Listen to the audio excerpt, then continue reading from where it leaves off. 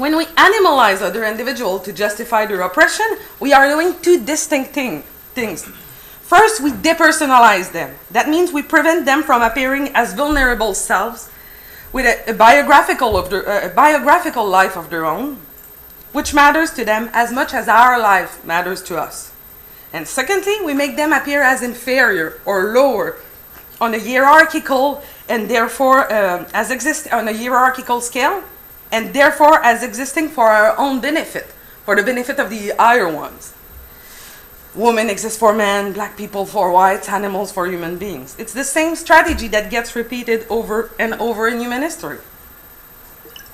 So by defending our strong duties not to harm any animals, or the basic negative rights to sentient individuals, we don't only prevent the abuse of other animals, but of other vulnerable and marginalized human beings who can easily be animalized, depersonalized, and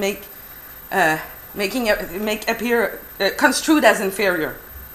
So we need to oppose not only the oppression of some, but the oppression of all, no matter how different and how strange they may be, no matter how insignificant their life may look to us. We are pretty bad at seeing the value in others' life, particularly when they live a life very different from our own. And this is especially true when we benefit from their death.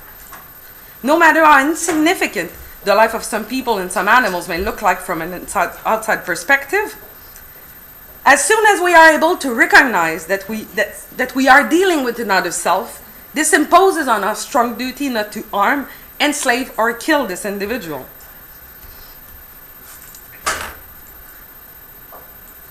This point has been made in the animal rights movement by Tom Regan, Gary Francione, and recently by Sue Donaldson and Willie Kimlicka, who seek to extend the basic protection to all sentient individuals, to animals with a conscious life like ours.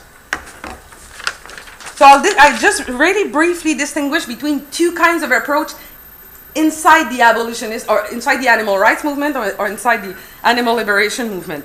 What I call the extensionist approach and the radical or critical approach. The extensionist approach is sometimes called humanist because it seeks to extend existing principle of justice and equality to other animals. And the critical or radical approach claims that it is not enough to bring animals in our existing normative framework, but we need to radically rethink our ethical and political theories, our ways of living and thinking.